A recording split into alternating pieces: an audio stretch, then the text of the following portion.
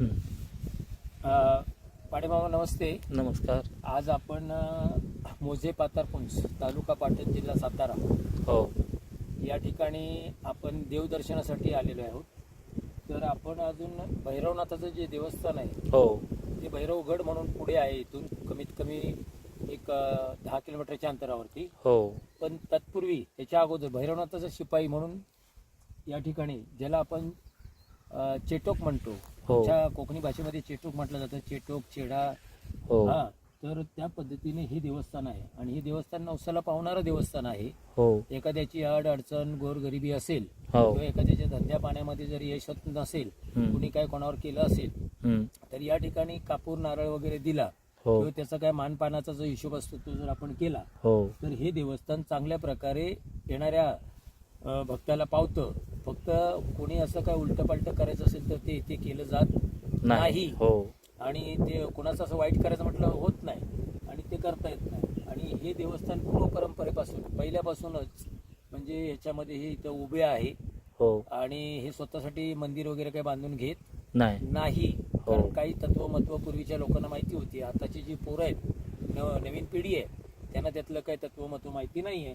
तर अशा प्रकारे सुंदर हवेच्या ठिकाणी आणि मस्त एकदम पठारावरती या सह्याद्रीच्या कडेकपाऱ्यामध्ये वसलेले हे गाव आहे आणि या गावाचं वैभव म्हणून हे देवस्थान आहे. हो या देवस्थानाचं काय नाव आलं? ह्या देवस्थानाचा बहिरीचा चेडा. बहिरी चेडा. हा, बहिरीचा चेडा म्हणतात त्याला. पातारपुंज गाव. पातारपुंज गाव बहिरीचा चेडा. बहिरीचा चेडा बघा बहिरीचा चेडा आणि देवस्थान बघा इथं असं आहे.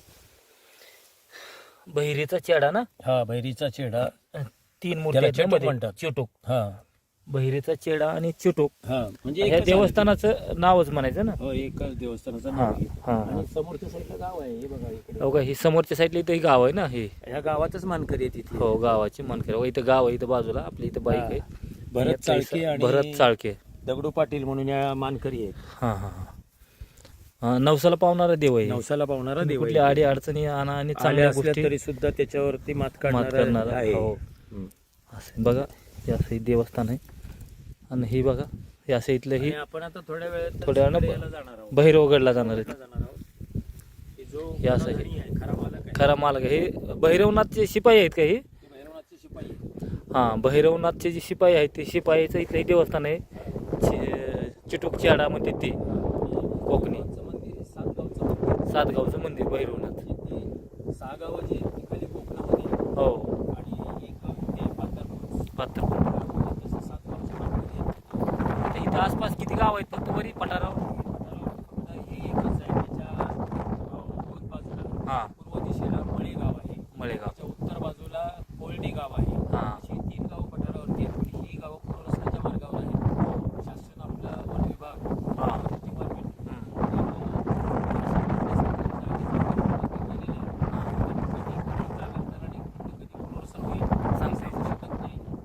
बहुसंख्य लोकांचं म्हणणं आहे की आम्हाला इथून जायचं नाहीये, हां आम्ही इथेच थांबणार आहे.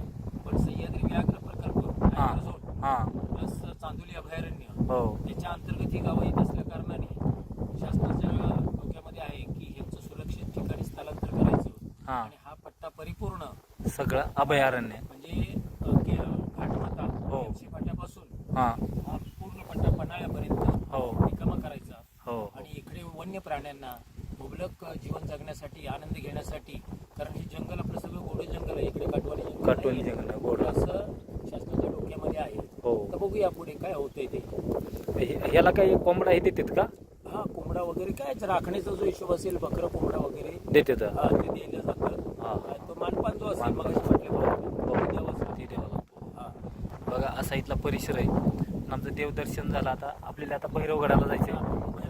10 किलोमीटर भैरवगड आहे. हा, बरोबर. चला मित्रांनो, जर आपल्या इथं हे कोणाला यायचं असलं तर पत्ता कसा सांगावा ह्यांना? इथे यायचं असेल तर आपण कुठूनही आलात हो. तरी तालुका पाटण, हो कोकणपट्टीतून आलात तर हेळवाकला यायचं. तिथून इकडे हेळवाकपासून एक 12-15 किलोमीटरच्या अंतरावरती एक गाव आहे. हो आणि पाटणपासून जवळजवळ 40 किलोमीटरच्या अंतरावरती एक गाव आहे. हां तुम्हाला संगमनगर धक्क्यापर्यंत डांबरीकरण आहे. हां मूळ गाव नावपर्यंत डांबरीकरण आहे. त्याच्या पुढे कच्चा रस्ता आहे 4-5 किलोमीटरचा. हां त्या रस्त्याने तुम्हाला इकडे पुढे यावं लागतं. इकडे या गावाचं नाव आहे मोजे पातारपुंज, हो पोस्ट गोवारे, तालुका पाटण, जिल्हा सातारा. हां असं यावं लागतं. हा.